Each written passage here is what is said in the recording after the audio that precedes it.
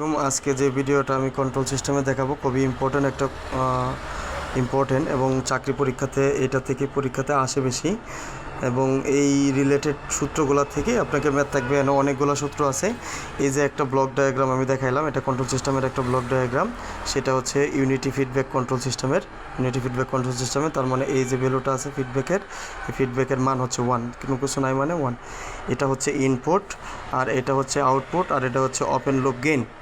এখন এই open loop গেইনের মধ্যে কে আমি একটা জিনিস লিখছি কে ওমেগা এন স্কোয়ার আর নিচে লিখছি এস ইন্টু এস প্লাস 2 যেটা ওমেগা এন।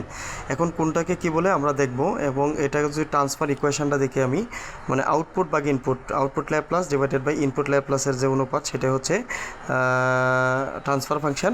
তো ট্রান্সফার ফাংশনটা আমরা লিখতে পারি কে, এটা থেকে সাজায় দুই লিখি, অর্থাৎ আমি স্ট্যান্ডার্ডভাবে লিখে নিছি K into omega N square divided by প্লাস 2 যেটা omega N S plus omega N square. এখানে ক্যারেক্টারিস্টিক্স ইকুয়েশন হচ্ছে নিচেরটা, একটা ট্রান্সফার ফাংশনের যেই নিচের যেই ভ্যালুটা থাকবে সেটাই হচ্ছে ক্যারেক্টারিস্টিক্স ইকুয়েশন। অর্থাৎ এই ইকুয়েশন থেকে আমরা সব কিছু মান বের করতে পারি। এখান থেকে যদি আমরা তুলনা করি, এই যে উপরে যে ভ্যালুটা আমি দেখছিলাম এটাকে আমরা বলতেছি ডিসি গেইন। রিসেন্ট একটা পরীক্ষার মধ্যে আসছে, অর্থাৎ ওমেগা এন স্কোয়ারের সাথে যেই ভ্যালুটা থাকবে, যেই মানটা থাকবে সেটা হচ্ছে ডিসি গেইন। আমাকে এটা মানে বুয়েট পরীক্ষাতে এটা আমাকে বের করতে বলে ডিসি গেইন। আর এই যে জিটাটা আছে, এই জিটাটা অর্থাৎ এই ক্যারেক্টারিস্টিক্স ইকুয়েশনে এসের সাথে যে দুইটা ভ্যালু থাকবে 2 যেটা ওমেগা এন এস, একটা ভ্যালু হচ্ছে 2 কনস্ট্যান্ট আর যেটা হচ্ছে ড্যাম্পিং রেশিও, আর ওমেগা এন এস হচ্ছে ন্যাচারাল ফ্রিকোয়েন্সি, এজন্য এটাকে ওমেগা এন দ্বারা। তাহলে আমরা এই ভ্যালুগুলো লিখলাম, এটাকে আমাকে বের করতে বলে অনেক সময় ট্রান্সফার ফাংশনটা থেকে আমরা কি করব, এই ক্যারেক্টারিস্টিক ইকুয়েশনটা বের করব এবং এই ইকুয়েশনের সাথে আমি তুলনা করে কী ভ্যালু বের করতে পারি, ডিসি গেইন বের করতে পারি, ড্যাম্পিং রেশিও জিটার মান বের করতে পারি, আবার ন্যাচারাল ফ্রিকোয়েন্সি ওমেগা এনের মান আমরা বের করতে পারি। এখন এই দুইটা ভ্যালু মনে করেন আমরা বের করলাম, বের করার পরে আমাদের যে জিনিসগুলো আমাকে বের করতে বলবে সেটা হচ্ছে ড্যাম্প ফ্রিকোয়েন্সি। তাহলে ড্যাম্প ফ্রিকোয়েন্সি কি, একবারে একটা ফর্মুলা। ড্যাম্প ফ্রিকোয়েন্সি যে আগে যে ওমেগা এন বের করছি, তাহলে omega n into root over 1 minus zeta square, যেটা মানে কি ড্যাম্পিং রেশিও। ওকে, এরপরে কি রেজোনেন্ট ফ্রিকোয়েন্সি বের করতে পারে। তো রেজোনেন্ট ফ্রিকোয়েন্সি দেখেন একবারে ড্যাম্প ফ্রিকোয়েন্সির মতোই ফর্মুলাটা, জাস্ট ড্যাম্পিং রেশিওর আগে মানে ওমেগা এন রুট ওভার কত 1 মাইনাস 2 ইন্টু জিটা স্কোয়ার।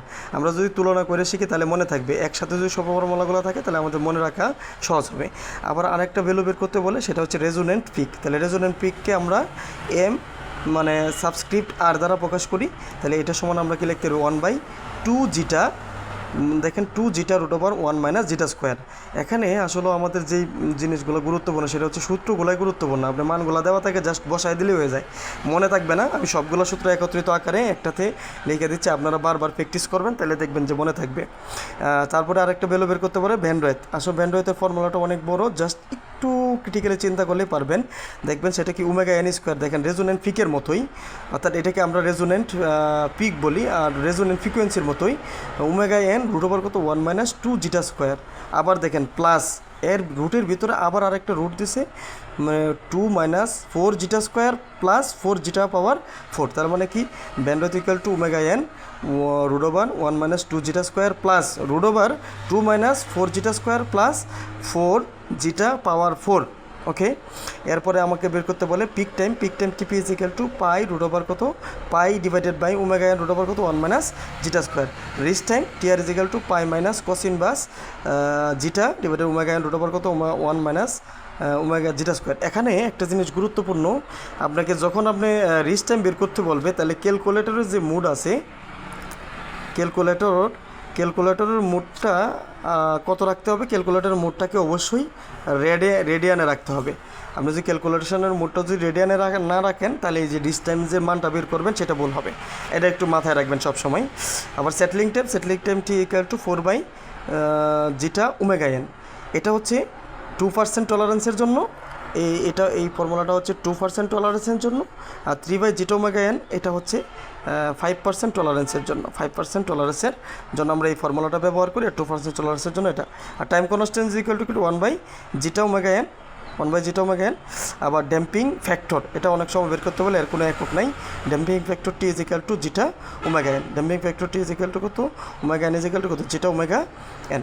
এখন আরেকটা ভ্যালু হচ্ছে গুরুত্বপূর্ণ একটা ভ্যালু, সেটা হচ্ছে আপনার রেজোনেন্ট পার্সেন্টেজ ওভারশুট এটাকে পার্সেন্টেজ অফ ওএস দ্বারা প্রকাশ করি। যেহেতু পার্সেন্টেজ তাহলে কি 100, এটাকে আমরা লিখলাম কত দ্বারা লিখলাম 100 ই টু দি পাওয়ার জিটা পাই, অথবা পাই জিটা রুট ওভার কত 1 মাইনাস জিটা স্কোয়ার। একটা জিনিস খেয়াল করেন, শুধু খালি মানে দুইটা ফর্মুলার ক্ষেত্রেই 2 জিটা স্কোয়ার আছে, সেটা হচ্ছে একটা হচ্ছে দেখেন দুইটা ফর্মুলার ক্ষেত্রে রুট ওভার 2 ইন্টু জিটা স্কোয়ার আছে, একটা হচ্ছে কি রেজোনেন্ট পিকের ক্ষেত্রে ওমেগা এন রুট ওভার কত 1 মাইনাস 2 জিটা স্কোয়ার, আর একটা আছে কি রেজোনেন্ট পিকের ক্ষেত্রে ভিতরে 1 minus 2 zeta square plus root over 2 minus 4 zeta square plus 4 zeta power 4। এই দুইটা ফর্মুলা যদি আমরা বারবার একটু প্র্যাকটিস করি তাহলে আমরা ইজিলি মানে ম্যাথগুলো সলিউশন করতে পারবো। তাই আমি আপনাদেরকে পুরোটাই একসাথে দিচ্ছি, এবং আপনারা ইউটিউবেও দেখতে পারবেন, আমার ফেসবুকেও দেখতে পারবেন। অনেকেই কমেন্ট করেন ফেসবুকে পার্ট বাই পার্ট হয়ে যায়, আসলে আমি এর জন্য দিচ্ছি না। কেন পার্ট বাই পার্ট হয় আমি এটা আসলে এখনও জানি না, যদি জানি তাহলে আমি ওইভাবে আপলোড করবো ইনশাআল্লাহ। ধন্যবাদ সকলকে।